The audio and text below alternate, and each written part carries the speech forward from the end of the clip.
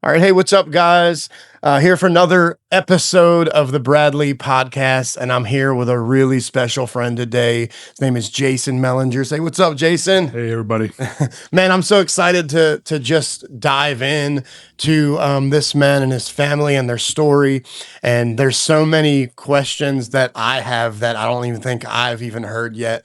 I've got to meet him in Alaska at a event called MFR, and got to hear so many incredible stories, man, from you and your family. And I think that's what kind of started it all, to hear those. But I'm excited to just kind of hear about how your start, became, how you even ended up in Alaska, what God's doing, just all of it, man. But before we get there, why don't you tell us a little bit about what God's doing, your family, man, just a little bit of everything.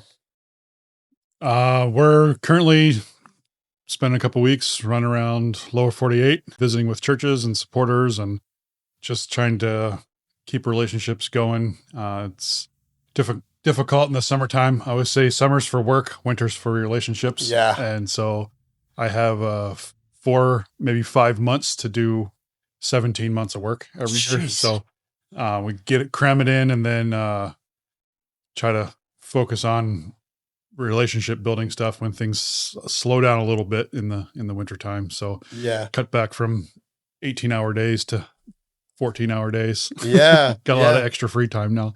And his wife, Johnny. And then how many kids do you have? 3 girls, 7, 9, 9, 11, 13. Dude, don't ask Awesome. me. Don't even ask me mine's ages. 9, 11, 13. Yeah. Somebody asked me the other day, and my daughter was with me, and she was like, "No, Dad, it's not right." So how is it with your kids and the family, man? Like traveling? Does everybody enjoy traveling? Everybody but one. My middle daughter, she likes to be quiet and play with her little figurines and and they all have good imaginations, but she's pretty happy to be by herself in a room. Yeah. And so try to plan on not overwhelming them with stuff, but also it's kind of like the childhood that I never had. I grew up in just outside of Philadelphia, and so every field trip that we did was to Philadelphia, and then when we got older, it was to Washington, D.C. We've seen the same things over and over again. So being able to do that now with the girls, and not only visit churches, but being able to do parts of history. Last year, we spoke in 10 churches in 5 states, and in between, we did all of this, the Revolutionary War, pilgrims. We were up in New England for weeks going through all that stuff, and then down into Baltimore for War of 1812, and down into Charleston for Civil War stuff and slavery things, and Fort McHenry? McHenry. Yeah, see, that's where I'm from. Oh, really? Yeah. Yeah, they let us take the flag down at Fort McHenry and put the big one up. Yeah, that's the awesome, Park Service man. let us do it with the girls. That was pretty awesome. And then we went down to... Did you get to see like the POW camps and stuff? Yeah. Isn't that cool? Yeah. And last year we went to Hawaii with a friend that has a house there and had us come down and doing Pearl Harbor and all this stuff. Yeah. And Alaska pays us to homeschool our kids, so it's a lot of stuff that the homeschool program will pay for. That's to awesome. do all these like educational things. And so otherwise we couldn't afford to do it, but we're able to just hammer in all these cool things that the girls don't really ever, they wouldn't get to see. They have no idea the life that, like, what they live every day is what people pay money to experience. And they're like, I don't want to go. Yeah. I probably never told you this, but I'm from Baltimore, Maryland. And so, I moved to Tennessee. My mom and dad moved to Tennessee in 2001. And I just, I wanted to be around my parents still. So I ended up coming down and moving like a couple of years later, but I grew up in Baltimore, Maryland. I would take field trips to Fort McHenry all the time, man. Yeah. So that's pretty cool. But, okay. So the one thing that I've been wanting to ask you, and I think I wondered when I was out at MFR listening to all of your incredible stories and just what God's doing in your ministry. And for those of you watching, he has a ministry, him and his family, called Helping Hands Alaska, right? And so him and his family, and he has volunteers and teams, and they do just incredible work of helping people in the most remote places of Alaska. And but the thing that I kind of wondered is how in the world did you end up from Philadelphia to Alaska? Well, when I was 12 years old, I was homeschooled for 1 year. I hated school. Kindergarten was my last good year, and it all went downhill from there. And so I just struggled to focus on school. So my mom homeschooled me in 5th grade. Um, and we did a flight aviation class, whatever you want to call it. Yeah. And that got me an hour of flight. And when I came back down, I was like, this is what I want to do. This is what God wants me to do, and use it aviation in ministry. I was 12 years old, 5th grade. And I got somebody from church who gave me their maintenance books for your airframe and power plant. Yeah. And I knew nothing about mechanics, nothing at all. And so I was looking through these things, was totally like overwhelmed. Just who gives a preteen, teenager college books and expects yeah. But in 9th grade, my math teacher told me I was too stupid to be a pilot. So I totally gave up on it completely. Oh my goodness. And went into mortuary science, and I loved it. I loved every part of it except wearing suits and ties all the time. But I did a lot with that for 3 years. And then I had a intimate, brief physical relationship with a telephone pole. And during my recovery period, I can relate with that. I kind of lost my job, and my boss needed somebody that wasn't didn't have severe head trauma. I wasn't allowed to. The doctor said you can't lift any dead weight, and I'm like, that's the only kind of weight that I lift. Right. And so my boss had to go hire somebody else, and it was like my world that I had built for myself just kind of collapsed. Oh man. And that was the summer between high school and college. Went off to Word of Life Bible College in New York, and just at that point, I really had, like, I felt like I was graduating with knowing what I was going to be doing, and now all of a sudden I didn't. And within a couple weeks, God was like, "Hey, remember I told you I want you to serve me." And in my heart, I wanted to be in the Amazon rainforest. And so, but he's like, "Remember I told you mission aviation." Oh wow. And so I'm like, okay, I'm going to go to this college fair. It was like the first couple weeks of school. If I'm going to go to one table, if they have a flight program, I'll go. If not, I'm just going to be a truck driver or some stupid thing.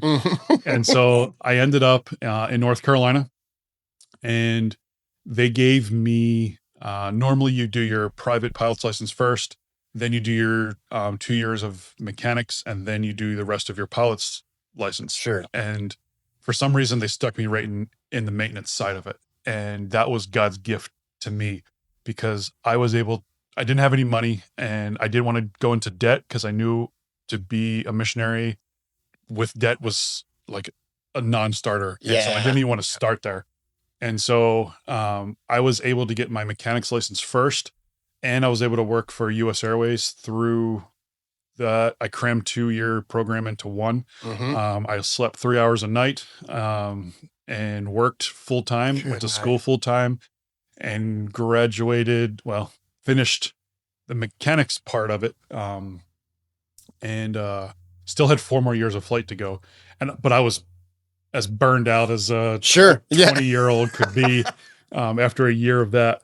And so my classmates and I were always talking about Alaska. A couple of them had gone to Alaska, and I'm like, dude, let's go. This sounds cool. We talked about it all year. When it came, like when the class was over, we had a 2-month window before our next class started. And I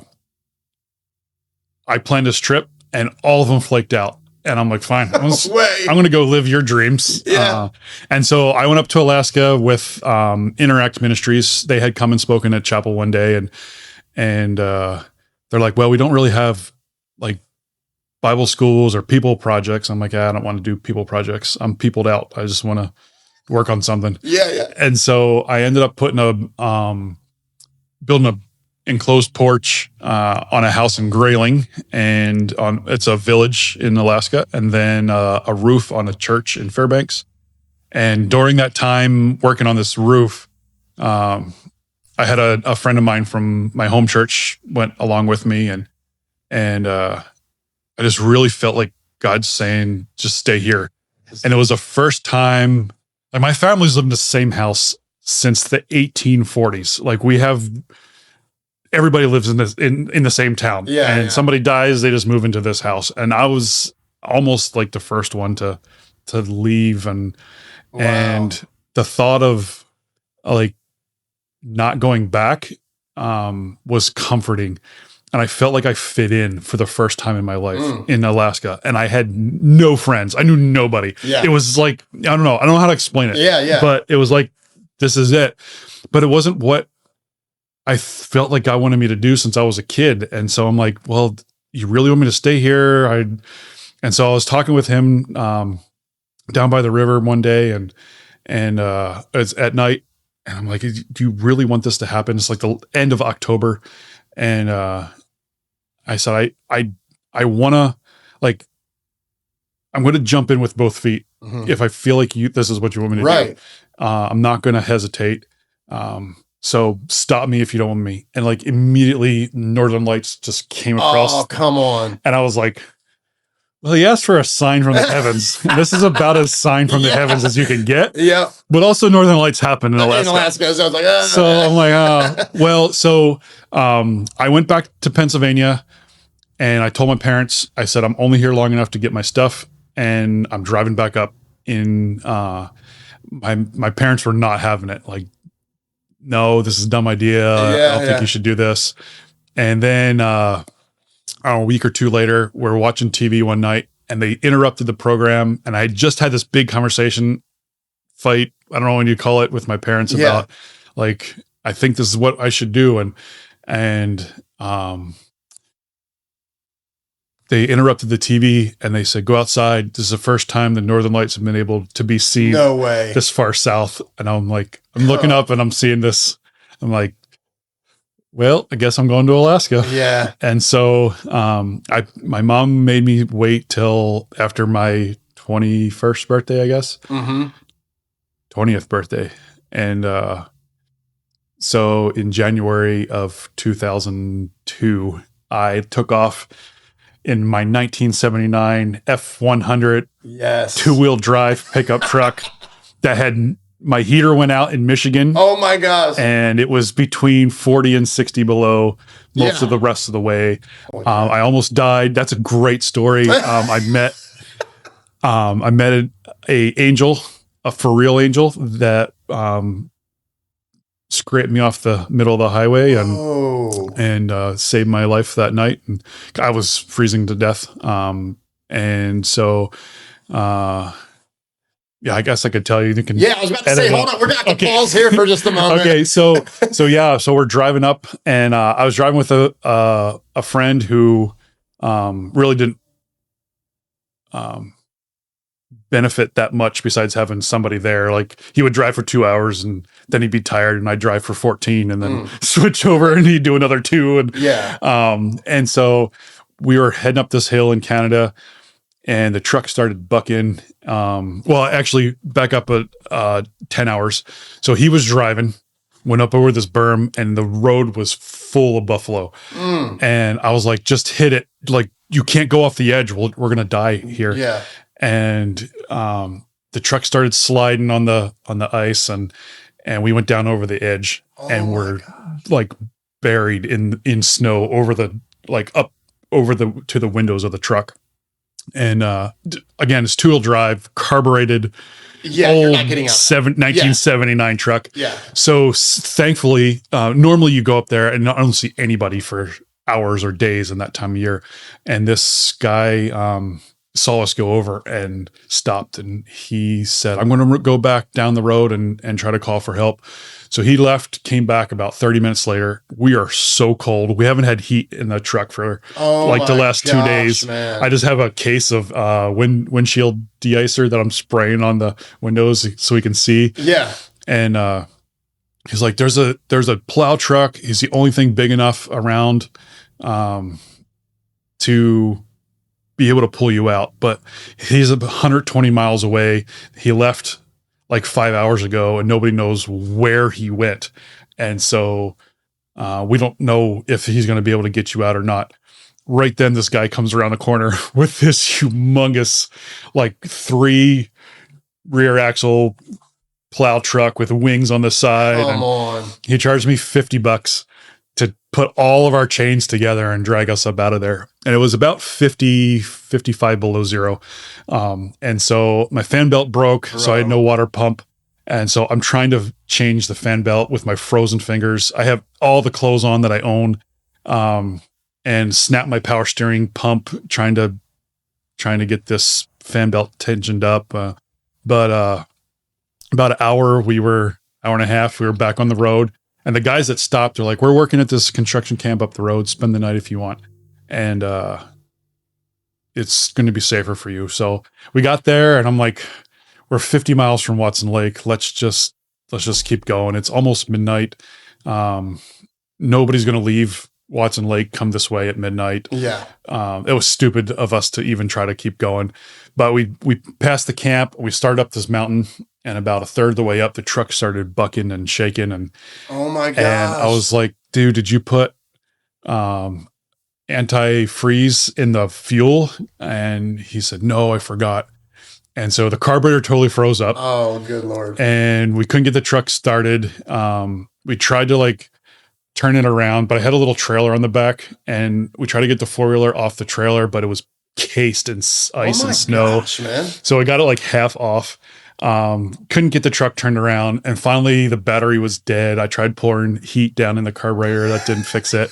And finally we didn't have a dome light. Battery was totally dead. It's 60 below at this time. Oh my God. I'm done. I went through despair about half an hour before, and I had just submitted, we're going to die here. Like, and so I just lay down in the highway, and started going to sleep, and know that this was it. This is it. And I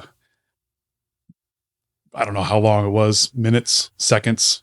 This truck came around down the mountain, which he would have been at least an hour and a half from Watson Lake. And nobody, like I said, it's after midnight. Nobody's going to leave town at 60 below in the middle of the night. It just doesn't happen. Yeah. No, nobody's as dumb as we are. And so, he stops his trucks and looks down, and he said, hey, do you need help? And I said, just laying in the road. I said, my truck's froze up and the battery's dead. And he was like, well, there's a camp at the bottom of the mountain. You can stay there for the night and get warmed up. And I said, but the truck won't start. And he said, well, get in and start it. Turn around and follow me. And I said, it won't start. He said, get in the truck and start it. Whoa. So I crawled over to the truck, like with all the strength I have. Yeah. Crawled up inside. Now it's a stick shift. My legs are too frozen to run the clutch, but I pushed it down, turned the key, still no dome light, nothing. Starts up like it's summer afternoon. Oh my God. Georgia. And but I stalled it out immediately, trying to let the clutch out and move forward, and it's still no dome light. So the truck was running fine. It was just that your legs weren't moving. And I couldn't get going. Started up the second time, stalled it out. And so he got down out of his truck. He starts it up. He turns it around. He puts the 4-wheeler back on the trailer by himself, turns the truck around. And he said, all right, follow me down the mountain. And I had a CB, so he was talking to me the whole time on the CB. So I was functioning and pulled in. He said, all right, going in there, and they'll be ready for you. And so I thanked him for really saving our life. And there was no response back on the radio.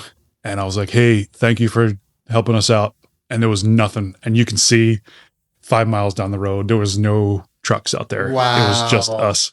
Bro, oh my gosh. You just made me think of something, because a buddy of mine, my buddy Jake, just sent me this video of, and I don't know if you've ever seen this, but it's of a guy, it's like a pastor or a missionary, and he's flying out of Anchorage, Alaska. And he says the pilot, he's talking about the pilot can't fly in clouds. Like he passes out, right? Yeah. Have you seen that? Yeah. But what just caught my attention was, he was listening to the voice on the radio. Oh, yeah. It just made me think of that, man. It's so very similar, except for you were a lot closer to death. Yeah. So yeah, we knocked on the door and the guy answered. They had like a bunch of trailer buildings set up at this construction camp. And he's like, I thought I'd see you hours ago. He said, come in here, get in the tub, get warmed up. The doctor's going to look you over. Gave us this big plate of spaghetti and we slept 14 hours. And then he woke us up and said, you should probably call somebody and tell them where you're at. And so called my parents and they had already sent the Mounties out to look for us. So they had to call them off. But wow. Yeah. So I got to Fairbanks a few days later. Finally. And my buddy was supposed to help me get set up. And he's like, take me to the airport. I'm like, well, we got to get to my house first. And he's like, I want to go straight to the airport. He's like, I don't want to ever see Alaska ever again. I'm done. And so he left and I moved into my house, which was a tool shed with no heat, no electric, no water, ran an extension cord over from the neighbor's place. Couldn't shut my truck off for months because it would never start again. And it was as cold inside as it was outside. And I was lonely and miserable. I worked. I would clock in for my 8-hour days, but I would stay there for 14, 16 hours because they had heat and I didn't. Yeah. Sit at the grocery store in the morning. And about 6 months later, I met my wife at an Easter lunch thing. And she wasn't my wife at the time. But she asked me about a week later if I want to go to this concert with her. And I found out later she'd asked every human that she knew and nobody wanted to go. And so somebody suggested me. And so I ended up going with her. And then we started hanging out and she was in nursing school to do ministry, didn't really have direction. And so I ended up doing my pilot's license there in Fairbanks. And while I was flying, I realized I really didn't like flying. I loved fixing. I could spend 14 hours a day in the hangar, no problem. Just really didn't enjoy the flight part of it. Yeah. But the mission that we were thinking of going with, they wanted pilot mechanics. So we got married 2 days, I think it was, after she graduated with her nursing degree. And then we went and did an interview with the mission that we were wanting to join with. And it was a week-long interview. I finished it on the second day. And they ended up calling me while I was still flying. They said, hey, would you consider being our first maintenance specialist? They said, we never really had anybody test this high in mechanics. So I was like, yeah, I would much prefer to do that. So we ended up going to Arizona and going through the aviation training thing. It was a 1 year of training. Yeah. I was done I think we were there 4 months and they're like, all right, can you go to the Philippines and fix this stuff? So we had one of our pilots had been kidnapped in 2001 and ended up being killed about a year later. He was in captivity for a year.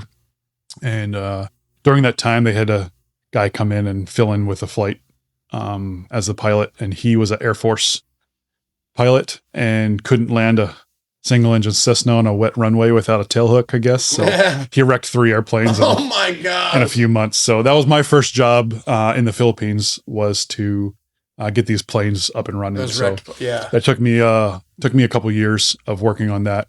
But we ended up in the Philippines, and then during our time in the Philippines, you're talking about you and your wife? Yep. Yeah, this is 2000. We got married in 2005. 2006, we went.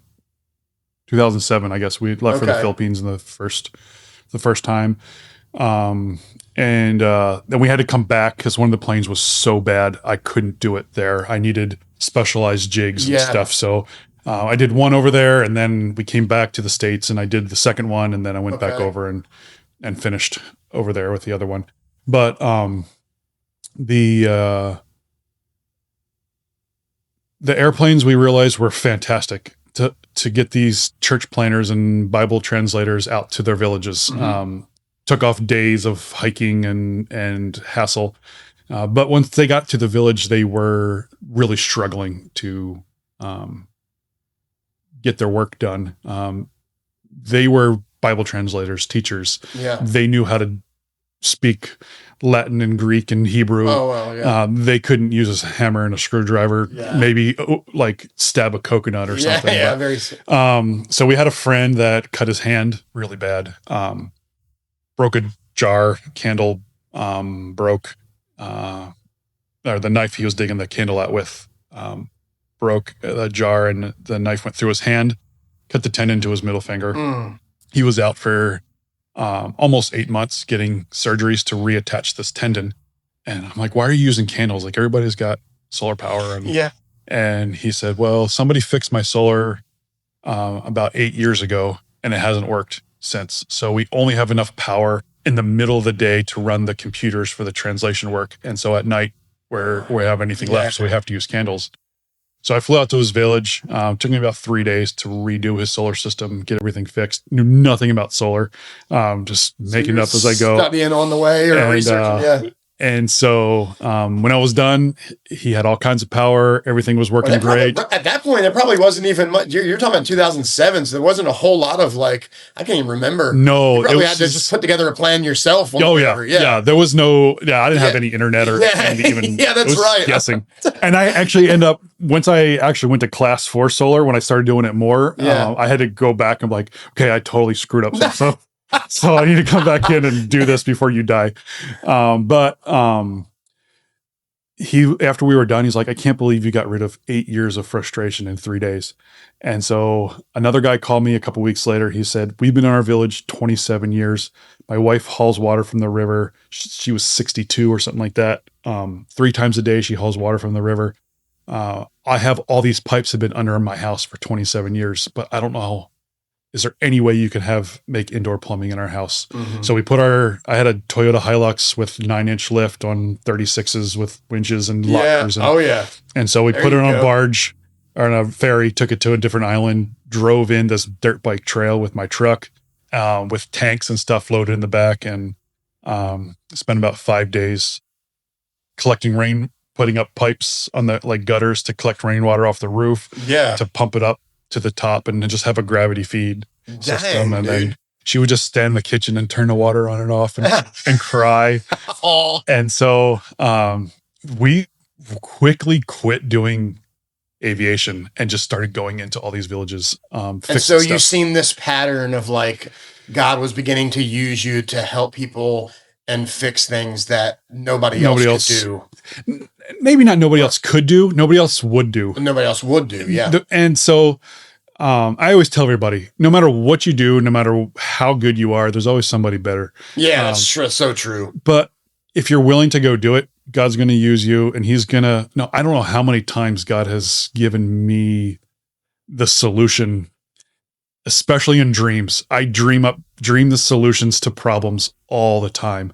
And I'll wake up and be like, I know exactly what to do. Yeah. Sometimes like one day, I flew into this village with MAF, and this missionary there, she hadn't had power for over a year. She had 2 different generator company professionals come in and weren't able to fix this. It was a hydropower system. Right. And she was actually providing a little bit of power for the whole village. They could like charge phones and a couple lights along the path or whatever.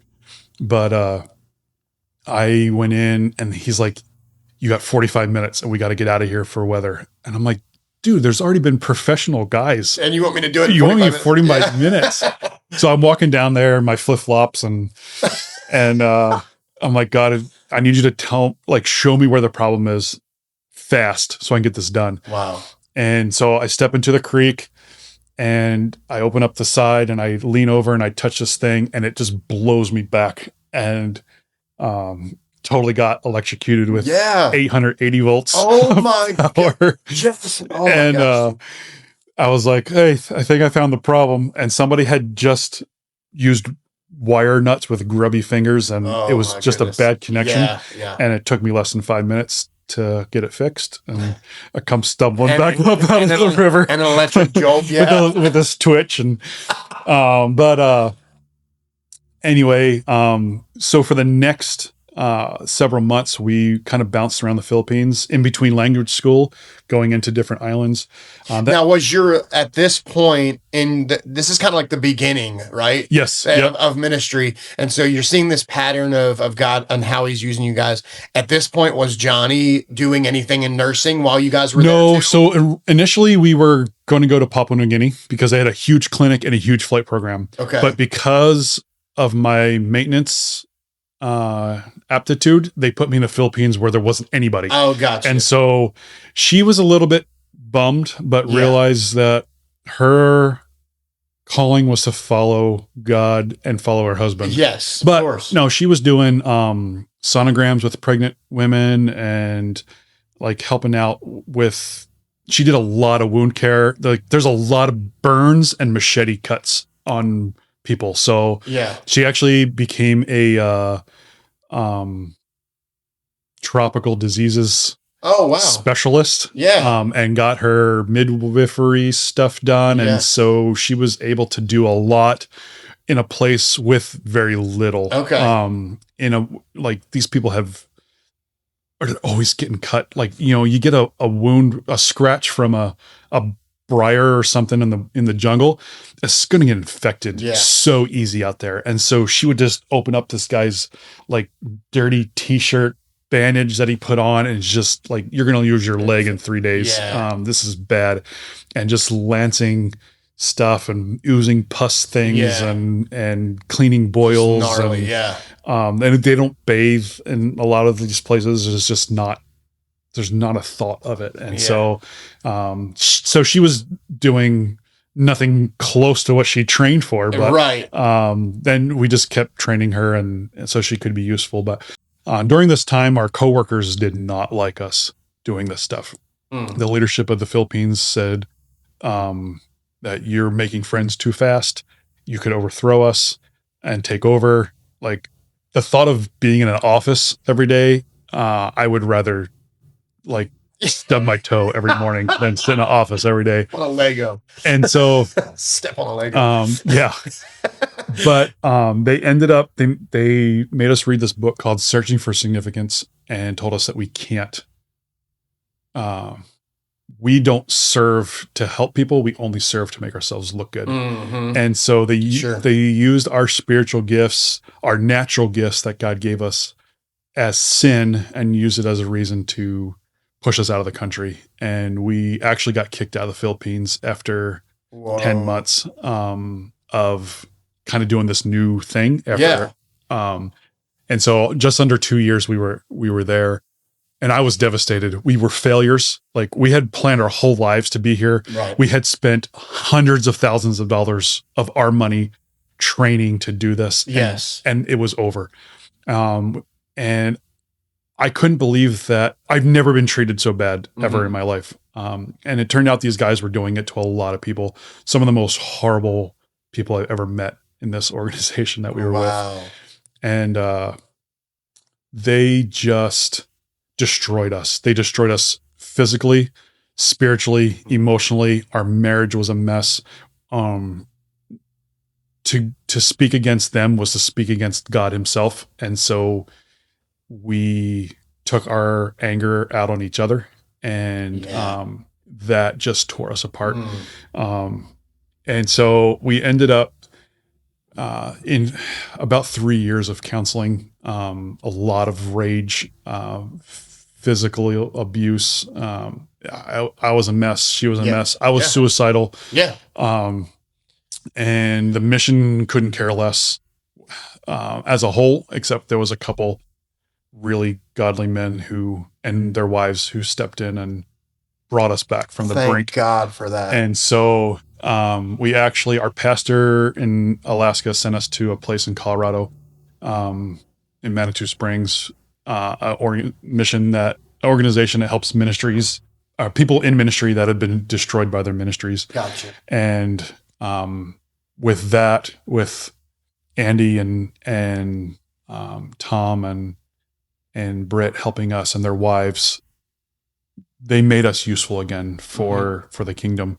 But it was a long road. And during this time, they asked us to go to Indonesia and do the same thing. So we moved to Indonesia and started going from village to village and just doing the same thing, fixing people's stuff.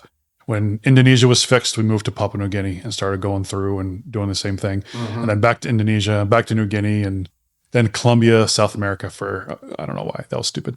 And then to back to Papua New Guinea. And in 2013, the mission New Tribes got caught covering up sexual abuse of what turned out to be hundreds and hundreds of kids in countries all over the world. Missionary kids, tribal kids. They said they would investigate it. The investigators came in, started realizing just how bad this was. And the mission decided we're not going to survive this. So they banned us talking about it. We're not allowed to talk about abuse anymore. They fired the investigators. Anybody that questioned them got kicked out of the mission. And they ended up changing their name to Ethnos 360 to try to get out from underneath this negative thing. Yeah. And rebrand. Same name, same crap. I guess new name, same stuff. Yeah. But like they haven't fixed the problem, and they've just covered up. So all the men that we respected at this time were, they all resigned on the same day, 5 of them.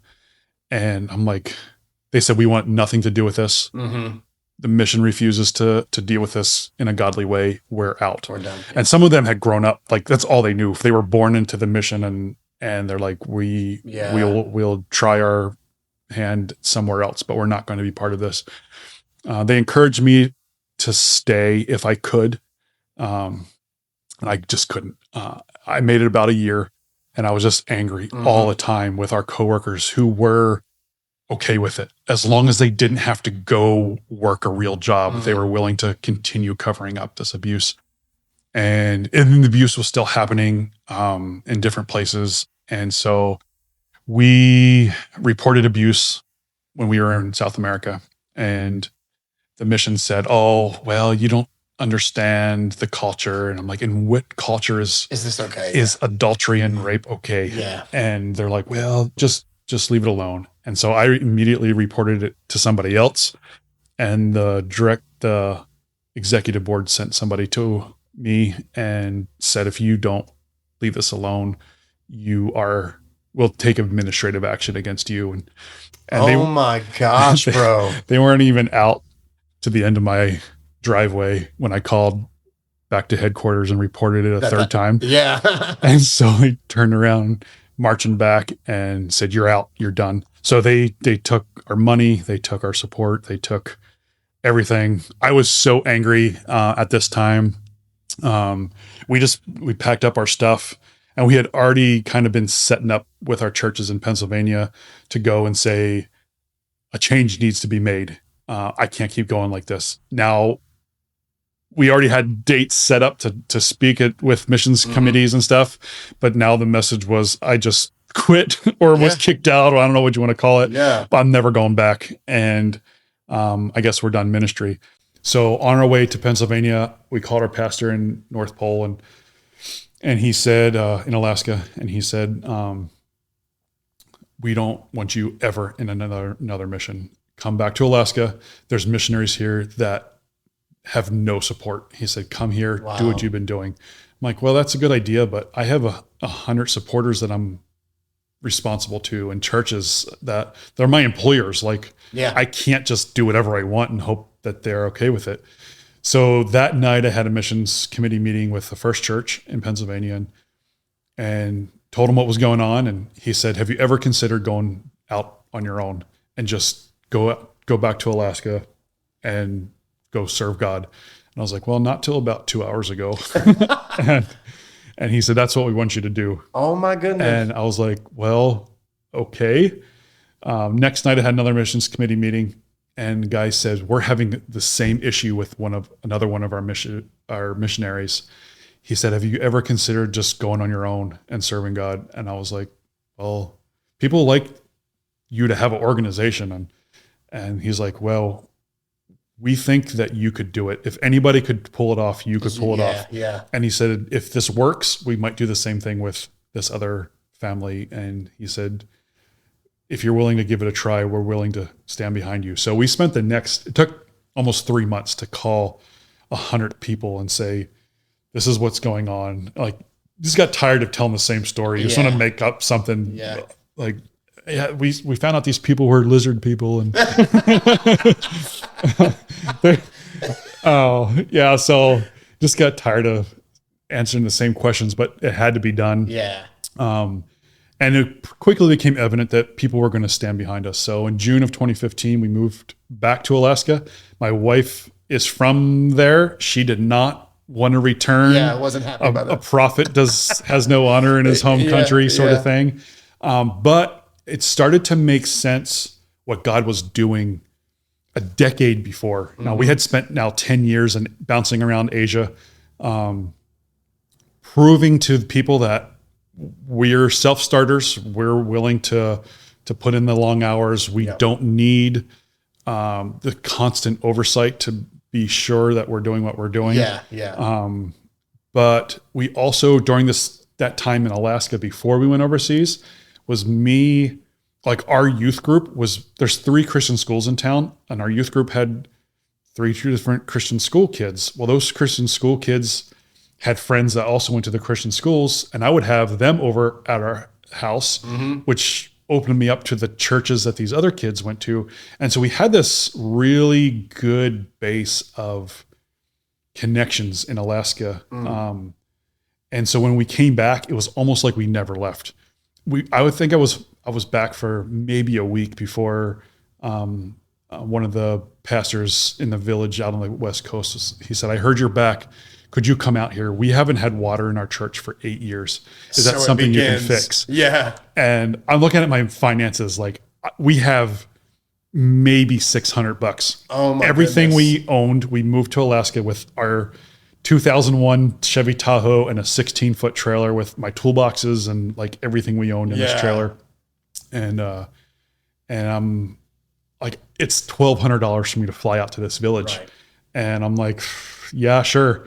Like, I'm never going to not go because of money. I don't want money to be a thing. Come on. Yeah. And so I flew out and it got paid for. He said, well, it took me literally 30 minutes to fix the problem, and 8 years, because nobody's going to go out to these villages. There's nobody. It takes like 12 hours to get there with layovers in airports. You're paying somebody $250, $300 an hour, like a plumbing company, to fly out there.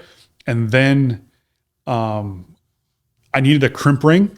I had to fly in from Nome. I waited 3 days for a crimp ring. Oh my goodness. And when the plane finally was able to get in from weather, I had the pilot, I said, it's going to take me 5 minutes to crimp this. And then can I go? And he's like, I'm not waiting for you. So I had to wait a whole nother day. So that whole project took me 20 minutes to fix and 5 days of traveling and waiting to get there. That puts it in perspective. Yeah. And $1,200. And I didn't bring anything with me because I thought, like, I'm going to be busy working. So I'm like reading the hymn books. I play piano, so thankfully I had this really crappy out-of-tune piano in the house, and that you could at least I play burned through all the hymn books, and holy cow, you're bored out of your mind. You can't go outside because it's cold and the wind's ripping the skin off your face. So, but then I just started kind of going around these villages and fixing mostly plumbing issues, and so pretty soon we weren't really sure what God would have us do at this time, but within a year, from 2015 to 2016, it like June to June, it started to be realized that God needs us to fill in this niche that nobody else was doing. Mm-hmm. Nobody else was caring for these missionaries. And so Alaska is basically the size of the United States, width and height, not the same land mass, but it's spread out a huge ways. Right. And there's a few mission organizations, but the pastors are really on their own. And so not a lot of the villages have even a little grocery store. Right. So they had to do bush orders in town, which was super expensive, to call the grocery store and have the grocery store shop for you and then take it to the plane. Some people just don't have that to, there's more towns in Alaska with no road access than are on the road system. So everything's boats and airplanes. And so just getting them the supplies was crazy. If they had to come out for something, if they just needed something small, a battery for their 4-wheeler, it was $1,000 for them to fly out. That is crazy. Buy a battery. Well, there's only one flight a day. So now you have to rent a car to get to the Napa store. Yeah. Then you have to spend the night at a hotel and then return your car and fly back the next day. So it's $1,000 minimum for them to come out just to get something. I know, and I know what you're saying, because even just my trip to Alaska, like, it was 3 flights, and this is like probably one of the easiest parts. There's these other people that live in the most remote places, but and I can imagine 12 hours, but I can see how that would happen, because even flying where I flew to Anchorage and then needing to fly to Kenai, and so I can see how that could add up in flights and costs very quickly. Yeah. And so we were working under our church at this time, and it quickly became evident. People would donate stuff, and then the church was like, okay, we just wrote this tax receipt for this 30-foot trailer. We'd like to use it. And I was like, oh, I already shipped that out to a village because I needed to move trusses from the river up to the church. Yeah. And so it started to become this clash of our support. The money that we were spending on this ministry was more than the church budget on some of the months. And it was hard to just kind of keep things separate. So we started to realize we needed to become our own nonprofit and go through that process. Never wanted to do it. Wasn't on my list. I just want to be quietly work in the background without having to do all this. But the need business. was there now. But the need was there. Yeah. And so we started Helping Hands in 2018 officially, and finding a board. Like, I hate meetings, so to find 3 people that I hated enough to say, do you want to be on this board where we have to have meetings, but also that I loved enough to say, do you want to be in charge of me? That was a challenge. And so we have 1 meeting a year because it's required by the federal government. And we do it at a restaurant because if we're not eating, we're not meeting. Yes. Talking my language now. So I have a great board that really kind of lets me do whatever needs to be done and how can we support you and get this done. Awesome.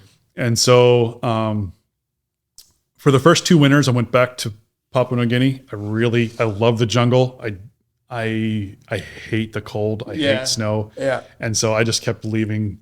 And another story, you can edit it out later if you need to, but so we're over in Papua New Guinea, and we're in this town that has no roads to it. The only way there is plane or boat. Okay.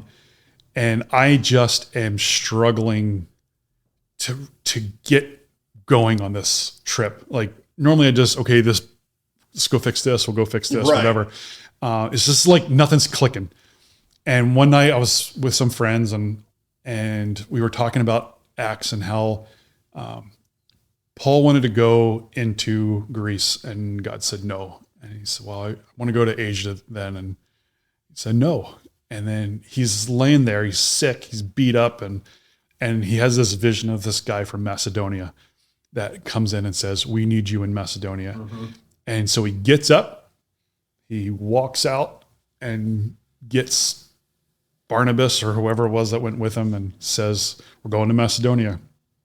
And I said, I need that. I need a vision of what I need to do because I'm kind of living between these 2 worlds. Yeah. And so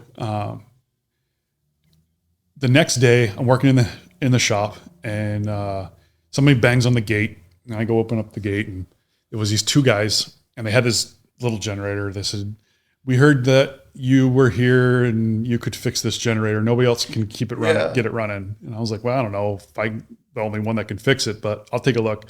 So I brought it in And I'd never seen these guys before. And I said, where are you guys from? And they said, oh, we're just visiting for a few weeks with a friend from college. And they just kind of telling me what they were doing. And I said, well, where are you from? And he said, we're from Alaska. And I said, really? No way. Yeah. And one's from Delta Junction, about an hour and a half south of us. And the other one was from this village called Wainwright, way up north, almost in the Bering Sea. And I said, oh, I got an email from a guy from Wainwright last year that needed some help. And then I never heard back from him. He's like, that was me. He said, me and my coworkers had some falling out and we left. And he said, I don't really know what's going on, but he said, you need to go back to Alaska. Alaska needs you. There's nobody else. Yeah. And so, so it's like all hands are pointing to. Yeah. So I fix his generator. He goes out, and I'm thinking, I just had this Alaska vision. Walk into my shop and say, "Go back to Alaska," and I was like, I can't. After the night before saying, I wish I had that. I can't not. Yeah. Just ignore this. Yeah. So I got on the motorbike, went back to the house, and I told my wife, I said, pack the stuff. I said, we're moving back to Alaska. And so we left New Guinea for the last time, moved back to Alaska. And immediately I started working, hauling building materials to the barge. Now it's about a 7 to 9 hour round trip, depending on how long it takes to unload at the other end. Okay. Driving over the White Mountains on this dirt road, hauling railroad ties and lumber, which the skid steer they had at the river, at the Yukon River there in the village of Circle, couldn't pick up a full bunk of lumber. So everything that came from Lowe's, I had to break it down by hand into smaller bundles just to get it. Yeah. So I'm not going home for days at a time. I'm sleeping a couple hours at a time in the truck and just back and forth, just driving back and forth. In 3.5 weeks, I did 32 trips back and forth on this thing. And I am miserable. Like I want to shower.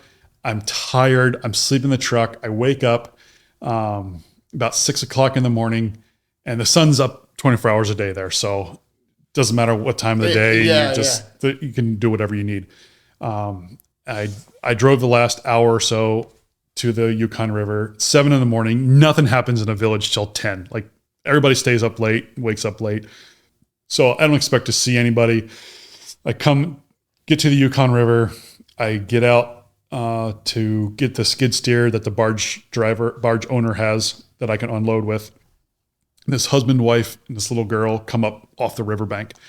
And I didn't really think anything of it. It was weird to see people that hour, but I'm so mad about delivering this lumber. Yeah. And I'm like, God, seriously, I'm an aircraft mechanic. I'm a pilot.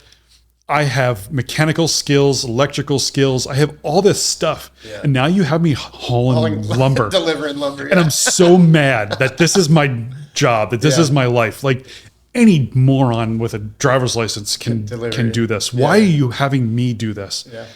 And so I'm mumbling this to myself while I'm unloading this truck. This guy comes over and he says, hey, are you going back to Fairbanks? We need to get a ride back with our canoe. We were going to canoe another 4 days, but our fund meter's pegged and we just want to leave. 6-year-old girl, been sitting in a canoe for 6 days. Yeah. And I was like, yeah, let me unload this trailer. I'll take you back. So I get everything unloaded, strap their canoe to the trailer. They jump in the truck and we're driving along. And I said, oh, where are you guys from?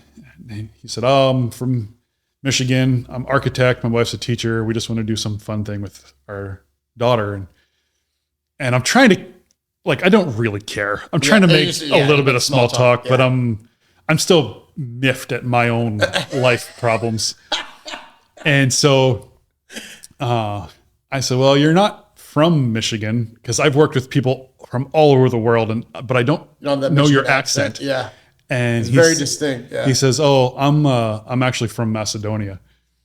What? And I was like, okay, you sent Alaskans to New Guinea to meet me there, to tell me to go back to Alaska. Now you sent me a Macedonian to the bank of the Yukon River. That's to impossible. Yeah. On the day that Yeah. I'm griping, I said, I'll never question again if this is what you want me to do. And our ministry exploded at that point. Wow. And so that's the That is awesome, man. the medium to long version of how we got to Alaska and how we started our ministry. And so now at this point, our mission has always been the same: to get the gospel to the least reached, the unreached, and the most difficult places. And using the skills and gifts that God gave us to do. And so there in Alaska is unreached, least reached, and the most difficult places that I've ever been. And that we've lived all over the world. We've lived in 36 different language groups in 7 countries. Wow. We've seen a lot of things, and nothing is the same as Alaska when it comes to difficulty and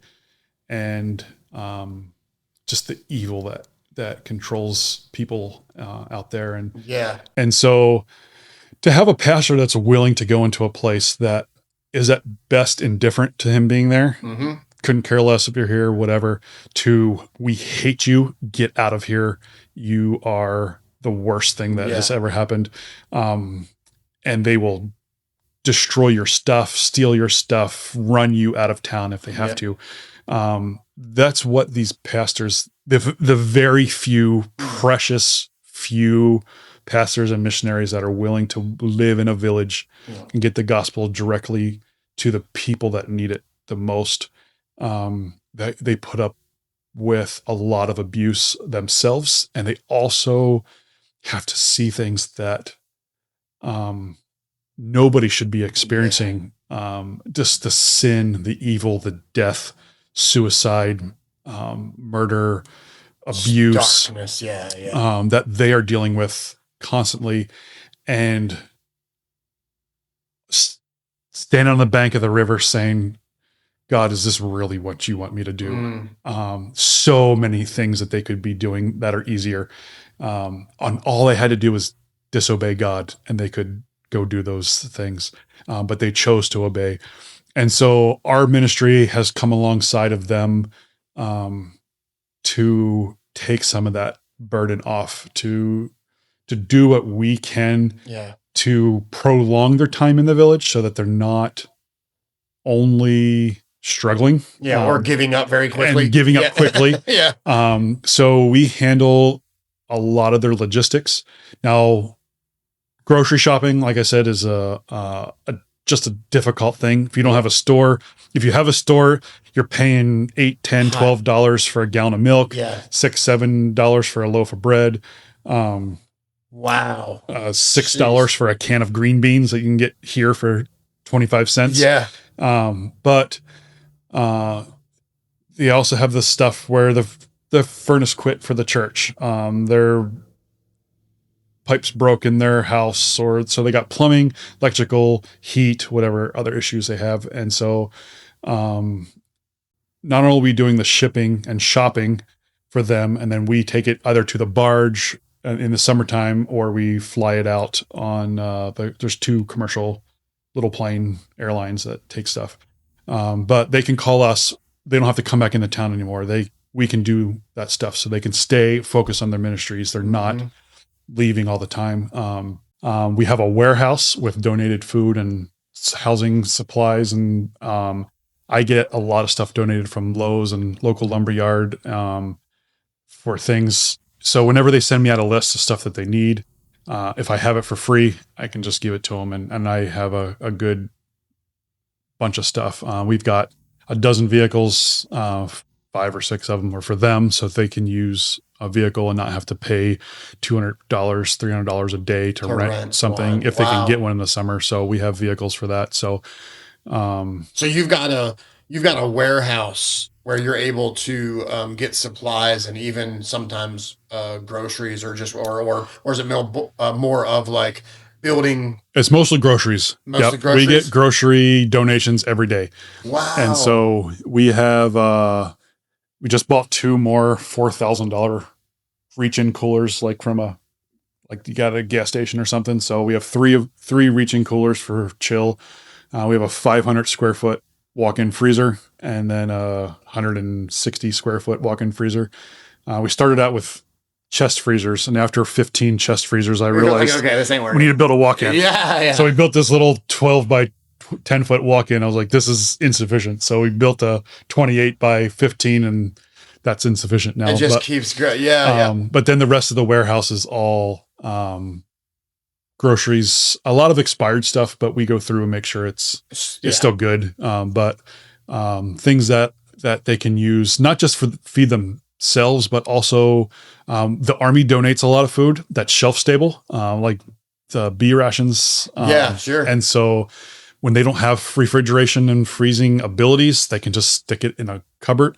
But then they can feed Awana groups, youth groups, Bible schools, Celebrate Recovery. Some of them are doing. And so they're able to feed people who a lot of times these kids don't even have food. Yep. Parents have wasted it on drugs or alcohol, the money, or they're passed out and they're not going to feed their kids. Yeah. So that gives the pastors who also are struggling to feed their families. So they only have to pay for shipping to get it out there. And so you've got not only building materials and helping people to fix things, but you're pretty much like running a food bank too, here. And then you've got vehicles to be able to lend vehicles to pastors and missionaries. Yep. That's incredible, man. And then we handle between 500 and 900 volunteers each summer that come up, and I send them out to the villages to do building projects or repairs or youth camps or whatever. So I handle all of the logistics for that, getting them from the international airport to the mission planes or commercial airlines that fly them out, or sometimes boats. And then all the like, if we're going to build a church in a village, everything needs to be barged out. So I'll start the plans in December, January. Mm-hmm. And then once I get the drawings done, then I will sit and build the church in my head. And I write down every board, every tool, every screw that I picked up to build this church. And then I build it again, and then I build it again, and make sure I have a very comprehensive list, because I have one chance to get the material out there. I can't send a whole bunch of extra stuff. We just don't have the money to do it. And so then I put a package together. I get all my building materials before summer, because the contractors will start, the local contractors will start taking stuff, and I don't care about them. I need my stuff. And then it all has to be at the barge by the end of May. And then it takes anywhere from 1 to 2 months to get out there. And then my teams show up. I fly them out to the village, and then you get a few weeks to put this building up. So you have to be correct with everything. Yeah. Yep. That is wild. And so it's a lot of planning, and then 4 months of just chaos where we have just hundreds of people through our house. We have a bunkhouse for work teams that have 30 beds in addition to the missionary apartments. So in total, we have 70 beds that when people are coming and going, usually they're spending one night, maybe 2 nights, and my wife's got to do all the laundry, remake all the beds, because we got another team of 40 coming in tonight. Wow. And then she makes around 20 to 30,000 meals a year. And I give her $250 a year budget for food. So she's spending 30,000. Yeah. Everything else is coming from donated stuff that she's just got to make it work, because we just don't have the money to. That would be $150,000 just to feed our volunteers as they're coming through. That reminds me of a story in the Bible about the fishes and the loaves. Yeah, it is. So that's what we're really, our goal at this point is, our end goals never changed, to get the gospel into change the lives of these people. But the way that we've done it has morphed and changed so much that we're actually now back to where we were at the beginning, where I actually don't even have time to work on a plane, but I bought a plane for $5 for my father-in-law. Yeah, I think I saw your post about that. Yeah, I pay. Well, another mission organization does all my maintenance for me, because I don't even have time to fix it. Yeah. But I have to fly stuff and fly people and supplies and stuff out myself. So you're flying currently with things too. Yeah. Still. Yeah. Yeah. So, which is great when I'm like, 2 years ago, we built a youth center for the village of Minto, and there's a road that goes to it, and it takes about 3.5 hours to drive there through the mountains. Mm-hmm. And so if I have some competent guys that can handle a 20,000 pound load, behind our trucks, I have, 3 1-ton pulling trucks. Well, I've sold one that was getting worn out, and I need to sell another one that's really worn out. Yeah. I've put these trucks through things that dude. the engineers never intended them to do. But I'll send those guys out to the mountains, and then they can be part of, like, we're driving supplies to go and build this this ministry center in a village. And they're like, okay, so what do we do when we get there? I was like, well, somebody will meet you. Just go ahead and head out. And they'll leave at like 8:00 at night. And so they're getting there between 11:30 and or so at night, 11:30. But it only takes me 24 minutes to fly to that village. So they take off, and then an hour later I get in the plane, and then I'll fly out, and then walk down from the runway. And I'll fly over the highway so I can figure out where they're at. And then I walk down, and when they pull up, I'm sitting there. They're like, what the heck? Why are you here? But that happens a lot where I'm the bus driver, and then the pilots fly everybody out. And when they get to the other side, I'm over there too. You're like, just go. Yeah. Somebody will be there to meet you. I promise. but that's my job. Make sure they have everything on this side, make sure they have everything on that side, and be in both places. And but it's cool to see how God brought you from you being in it, right? Not that you're not in it. I mean, you're still in it, but actually physically going out to these places, and how it started out, the fight, right? Between almost like this fight between where to be, and God was like just kind of allowing you to go through all of these things to get you back to this place at Alaska. Yeah. But that journey was important because I needed all that stuff. Exactly. Yeah, you can see it. You can see that you needed that process, and to be able to accomplish what God wanted you to accomplish now in this season. And so we've heard kind of how you've gotten to this place and what God's doing even presently. And you mentioned a little bit about the not the warehouse, but the building where you're letting missionaries come and stay. And you said your wife's feeding them, doing all the work. Now, what is kind of the future of Helping Hands Alaska? What do you think, 5-year, 10-year? Obviously, like you said, it's the same mission, and that's not going to change. But as far as adding on and accomplishing more, what do you think? What do you see to come, man? So I would say that every year I feel like, okay, we've got it all fixed, and I have nothing to do next year. Everything's done. And so maybe we're not needed anymore. And every year I feel that. So we have this MFR, this Missionary Family Retreat, which has kind of become a trade show for me. So the missionaries are all there. There's no churches besides the ones that are there serving. They're not trying to have a good face. There's a lot of crying. There's a lot of just pouring out their struggles that they're having. And it's me sitting in the audience, be like, oh, I can fix that for you.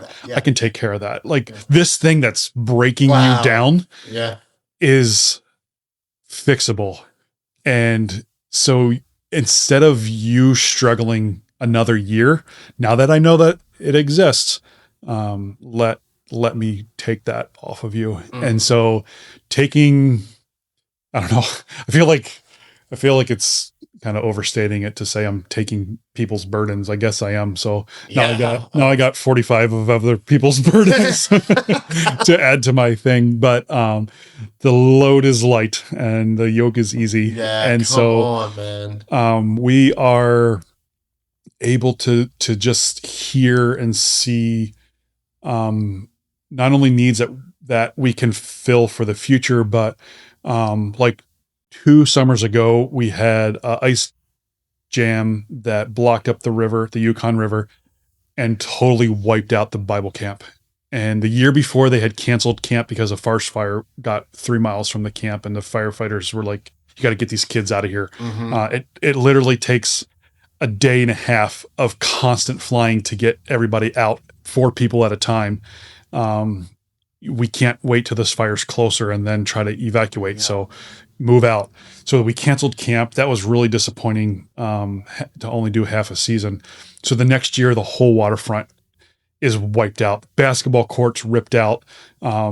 Ice the size of Volkswagen bus is just coming through. The water came up 42 feet. I think it came up 42 feet and just destroyed everything. Boat sheds gone. The boats are gone.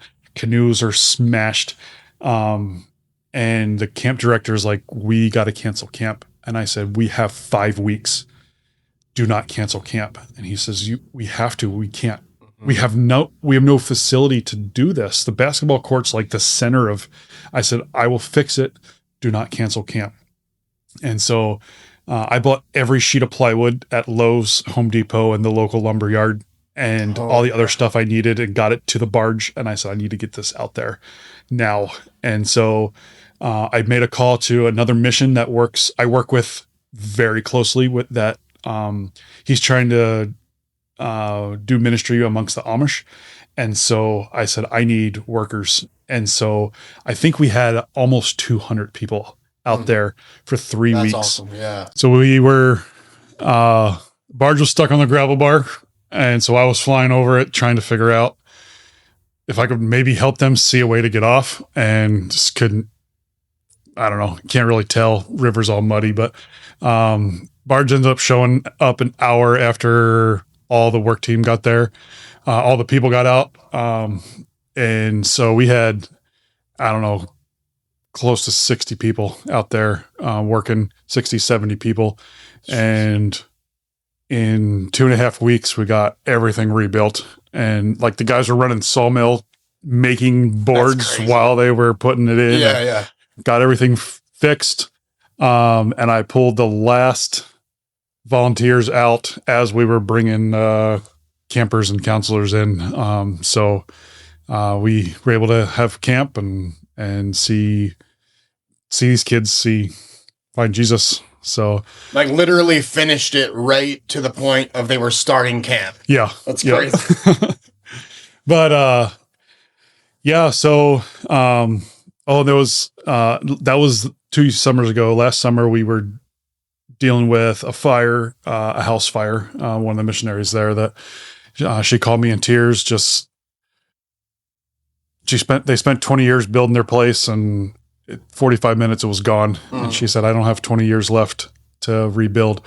And we took out freezers and food right away. Arctic Barnabas used some of my equipment, took my skid steer out, and we were able to get the place, all the junk cleared out. And then I brought in the Amish, and in 3 weeks of building, they were done. And everything was done. And she was just like, I can't believe 6 weeks. Sure. 6 weeks from I don't know what to do to we're moving in. Yeah. And but those are the things that makes it worth carrying the burdens when somebody's just their ministry continues almost uninterrupted. Yeah.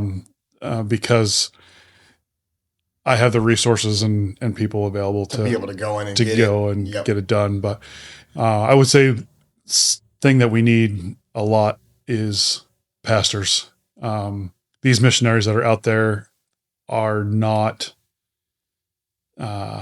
weak, faint of heart, but they are obedient to the call that God has put on all of us. And if we had 200 gospel preaching, Bible believing pastors willing to live in really some of the most difficult places in the world, that would be huge. And we are there to support those people that are willing to do that have said yes to God. And that God's already told all of us to go. Everybody's gotten that commission. Everybody's go into all the world and preach the gospel. That's what Jesus said. If you're not going to go, you better have gotten a calling to stay. A lot of people are looking for a calling to go. You've already gotten it. You've already got it. You need a calling to stay. And you may have a skill, you may have the ability that some others aren't going to have to do a job that is able to even support the ones that are out there doing that. And something that I talk about sometimes is the kings and priests, and the Bible talks about this. Now, there's the priests that took care of the temple, but their income, their life, their livelihood depended on the kings paying for it. Yeah. The ones who were wealthy, the ones who had the resources to keep that going. Sure. And so God's kingdom needs priests, and we also need kings. We also need the ones to The laborers. keep it going. Yeah. And so, but if that's what God wants you to do, if God wants you to be a priest and you decide I'm going to be a king, Yeah. your life's just not going to be as good. And you can look up and say, well, I got a family, I've got a home, I'm blessed by God. Well, you're blessed by, you found a wife and money. Even it rains on the just and the unjust. Yeah, absolutely. But what did you miss out? Now, what you have is good, but you had to give up the excellent for the good. That's so true, man. So just look at, what does God have you do? What is the excellent they want you? Your mom might not like it. You may have to break up with a girlfriend who wants nothing to do with God's call in your life. And the Bible says don't be unequally yoked. That's not just believers and unbelievers. That's, I'm following God here. You're not going that direction. We're not going to jive. Somebody's going to break, and it's not going to be the one that just decides, okay, I'll go live in this remote part of the world for God. It's going to be the one saying, sorry, God, I'm going to stay here and do this and live the rest of my life in disobedience. Absolutely, man. Until they're 45 years old and regret it and try to go and start then, and it's too late. But the thing that is really interesting is, and I know that ministry's been going on in Alaska and helping hands and even all these things that you've done in Alaska prior to this typhoon hitting out in Western Alaska. But what's really cool about how God uses things is, here in the lower 48, people are very aware right now of what's going on in Alaska. I think they're taking more notice. Does that make sense of like what's happening in Alaska? And so it's bringing this awareness to everything, all the ministry and all the needs that are going on in Alaska. And so people, they look for a place, a ministry like Helping Hands to be able to get involved with and partner with and be able to say, man, this is it. Like, I may not be able to be out there. I may not have that call to stay per se on my life, but I also equally want to help somebody that does have that call to stay out there. And so how can they do that? You mentioned that there's a need for pastors. We know that in these villages, and there's probably a need for volunteers. There's probably a need for finances. Lead us through some of those things that are a great need for you guys. Like statewide pastors, that would be the thing that I want to fill the holes most of all. Without that, everything that we're doing, as valuable as it is going to burn up in one day and be ashes and nothing. And the only thing that matters is who is standing before Christ and being brought into the kingdom. So first and foremost, pastors. Then for our organization and even others, I've sent a lot of people to other organizations that skilled labor, builders, electricians, plumbers. I had an old guy last summer that said, do you have any use for anybody that knows how to do sheetrock? And I was like, dude, you live with me now. He was there for, I need a sheetrock. He was there for like 5 weeks on 2 different trips till we got all the sheetrock mud and done. Yeah. And he was thinking, I'm useless to God because I'm 70-year-old sheetrocker. And you are exactly who God needs this month. See, and so, those kind of people, then unskilled people, we got 70 beds that need to be made up, food that needs to be prepped, people that need to be fed, floors that need to be swept, toilets, showers cleaned.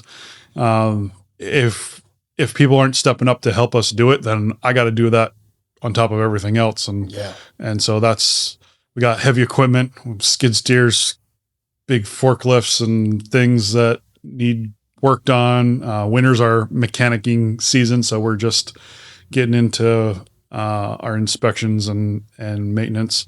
Got a dozen vehicles, airplane. And then, finances, it's expensive. Less is expensive to operate, to work. I'm looking at your gas prices down here and wish I could have brought some tanks of fuel. You're like 50% off right now. But I'm buying 20,000 gallons of diesel fuel every year and jeez, just paying for all that stuff to move things. We don't charge the missionaries for housing.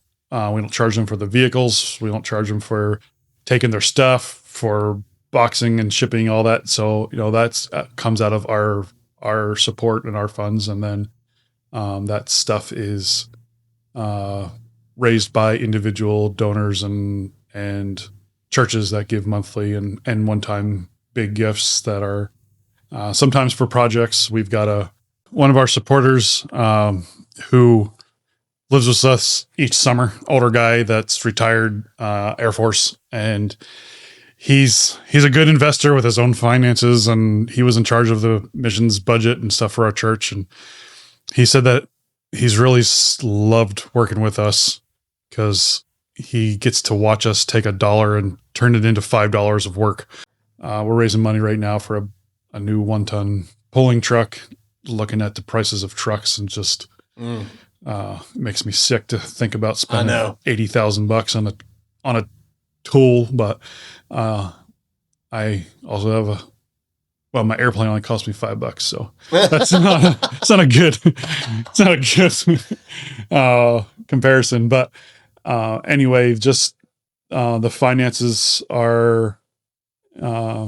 Wait a minute. How did your airplane only cost you $5? I bought it for my father-in-law for the same deal that I bought my four-wheelers from him too. I got 2 four-wheelers for $5 each, and he made me the same deal on his airplane. That's awesome. But cost me about $3,000 a year to keep it running. Right.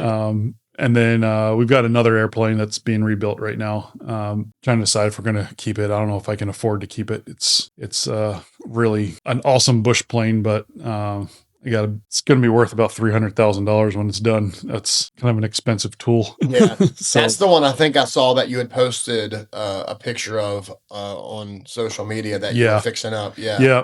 So we've been raising money to get that done. And so one thing I always like to talk with when we have a lot of young people is, first off, to obey God often is leaving your family, which moms and grandmothers are the number one reason people don't follow God, and they hold them back. I don't want you taking those grandbabies there. And girlfriends. I want to date this girl and she doesn't want to be part of what God's doing. And, you end up marrying somebody that you're not equally yoked to. It's not just, unbelievers and believers. It's I'm called to do this. I'm called to follow God in this way, and you're not, or you refuse to. It's not going to go well. You're not going to convince her or him to follow you to the place where God wants. That needs to be something that they're ready to do. Marrying somebody that's going to triple your effectiveness for the kingdom.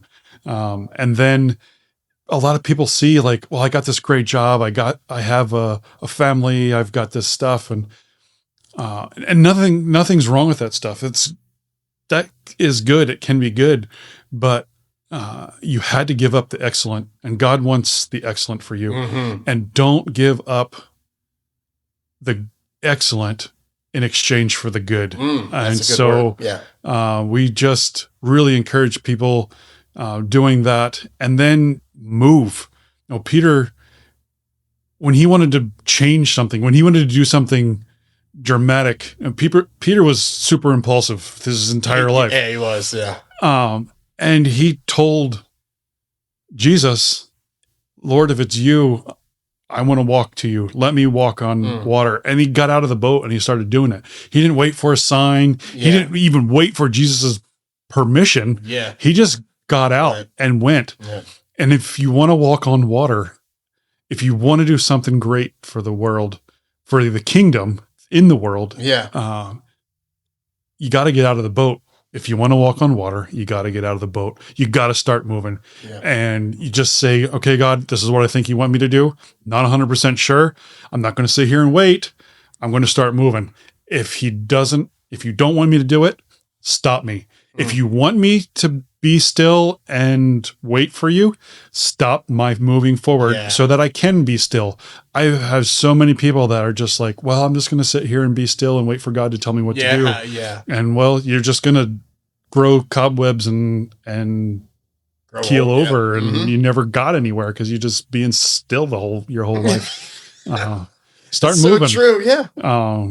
Your God's word is a lamp unto your feet and a light unto your path. And the path isn't the bench on the side while you're waiting for him. It's start moving and he'll guide you. Every time I've ever, and I'm sure you can relate to this, but every time God has provided in a massive way, it's always been after a step of faith. Yeah. Like in my own life, when I think about my own journey, every time I've stepped out, it's like there is where, if it is your call to stay, it's like God's provision meets you right there. And when his provision doesn't meet you, doesn't necessarily mean that it's still not God saying go. It might just not be the timing for his provision yet. Yeah. But you won't ever know any of this if you don't step out and go. Yeah. There's a whole nother story with that warehouse that we built. We started that building project 2 years before we even thought we might do it. We had $2,700 in our account. At the end of the year, we had a warehouse. We had spent $215,000 of the $2,700 and still had $970 left. Wow. And that's a big, long story of all the things that God did in a really relatively short amount of time from the first week of May to the first week of October. We went from, hey, maybe we should do a building to, ta-da. There's a building.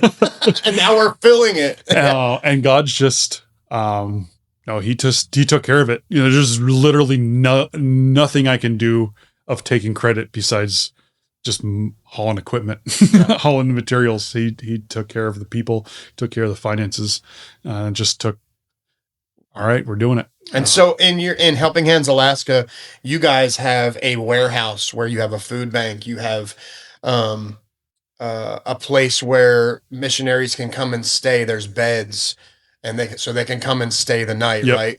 We have nice apartments. We want to treat our missionaries well. Some of them don't even have water in their villages. It's pretty common to have no showers, no plumbing in the houses. So them coming out and just having a place to take a shower is 4 times a day because they can. And then so we pretty treat them well. Then we've got a couple Suburbans and Tahoes for them to borrow, so they don't have to rent a car. And then all their food's taken care of while they're out as well. So that's all comes from our operating expenses. We cover all that stuff, so they are well taken care of without us having to take anything out of their ministry. And a lot of times, I imagine these, people that you're helping in remote Alaska probably don't have the funds a lot of times to, you know what I mean, to send. So you guys are probably meeting a need there. You're also, you said you're lending cars out to missionaries as well. So we have a small building season. So there's a lot of times where we got to get this done. And we may be carrying their ministry for several months. And it's hundreds of thousands of dollars some years where I'm just like, so is anybody coming up with some funds here? Because Bank of America doesn't care. They want their money. And but we don't want, if something needs to be done, we're not going to say, well, sorry, you don't got the funds. We're not going to do anything. We want, if we can fill that need. Yeah. Like right now, there's a pastor that needs his vehicle, bought a $10,000 GMC Blazer, and cost $13,000 to ship it, to barge it to his village. Good night. Lasted 12 minutes before the transmission exploded. Oh my God. Now the transmission's $5,000, and like, do you put another $5,000 into this relatively old, it's like a 2009 Blazer thing, but you spent $13,000 on shipping. But I don't know, it's a hard thing to where you're wise with your money, but he's not going to have the money. He doesn't have anything. So do we just cover that cost, or how do we do that? Well, we got to get that done for him sometime here soon. And so that's really what we're going for. We're wanting to be faithful with what we have. If you're not faithful with little, you're not going to be faithful with much. Yep. When we started Helping Hands, we had our churches that supported us. We just kind of gave everything to the mission, and we live off about 10% of what is brought in, and we have pretty low overhead. I'm the president, the treasurer, and the bookkeeper. And I run it out of my bedroom. Yeah. So we don't really have overhead. I'm the only paid employee. I was paying my wife, but then she cost me too much in workers' comp. So I fired her and told her she has to keep working 60 hours, 70 hours a week anyway. So, but then, so we're really kind of this reverse tithe sort of thing. Yeah. Like, you're supposed to give your first fruits to God, and people put that 10%. It's a great start. But if God can run off of my 10%, then maybe I can run off of my 10%. And I'll give, I'll give God the other 90 and see what he does with it. And let me tell you, he does a lot. That is incredible. And so my accountant hates it because there's a lot of months that I don't get paid because I need to put the money into the ministry. Sure. and the bills are coming and the needs are always there. But we just really have seen God take care of things in a way that doesn't work unless you're living by faith. And I think if we ever, like, my accountant wants me making 3 times what I'm making, and I'm like, I don't even know what I would do with all that. Yeah. And I'm like, 20,000's seems to be pretty good. Yeah. But you also probably don't want to deal with all the accountant things that he's got to explain all that stuff. Yeah. But God's math's not our math. And when you can see, like, okay, this year we made $20,000, we spent $30,000, and we have $10,000 left. You're like, how does that work? But it's pretty awesome to see God provide in those ways. And then we're able to do more. Yeah, and absolutely. But so you guys are meeting those needs. You're kind of bridging the gaps in just all kinds of areas, lending cars to people. You got a warehouse, food bank, supplies, taking supplies to people's villages, churches, buildings. Then also apartments and housing missionaries that are coming through. So just doing absolutely incredible things, man. So if you're watching right now, no matter where you're watching from, people often they want to get involved with something. Well, Jason, the one thing that I'll say is he does it. This is a very unique opportunity because this man and his family doesn't really get out a whole lot. They are working, every single year, 365 days a year, most time. And they're just out there in the most remote places, getting supplies, helping families, helping pastors. I mean, they're out there literally being the hands and feet of Jesus. And so, maybe you're sitting in your living room watching this podcast and you're like, man, I really see all of the need up there. And I've been really praying and looking for a way that I can help. You can go to helpinghandsalaska.com, right? Yep. And so what are they going to find on helpinghandsalaska.com? So right on the front page, there'll be a 3-minute intro video of what we're doing. On the gallery page, there's a half an hour more detailed video of what's going on that explains a lot more, shows a lot of stuff. It's really hard to explain Alaska to people that have never experienced that. And then there's our giving page, our partner page. We're looking for relationships with people. Most places, they just want a check writer. We love having some sort of interaction with those people who are involved with us. This is not a, hey, thanks for giving to us so we can go do something. It's, hey, we're doing this together. And partner with us. Yeah. And so you can be, you get on our newsletter list as soon as, if you send in a donation, there's either credit card, bank transfers, or send a check. And then we'll stick you on the newsletter list. Or if you just want the newsletter, there's a sign up for the newsletter there. We can do email or snail mail. Yep. I hate emails. So I do too. Don't feel bad getting a letter. I'm more likely to read a letter than I am somebody's email. Just put it in the unmarked box till it's there for 2 years and delete it. If people have, if pastors and churches are watching this podcast and they're like, man, I've got some teams that would go out and love to, make beds and clean and just help wherever we can help. And man, I've got a mechanic or I've got somebody that can help with certain things.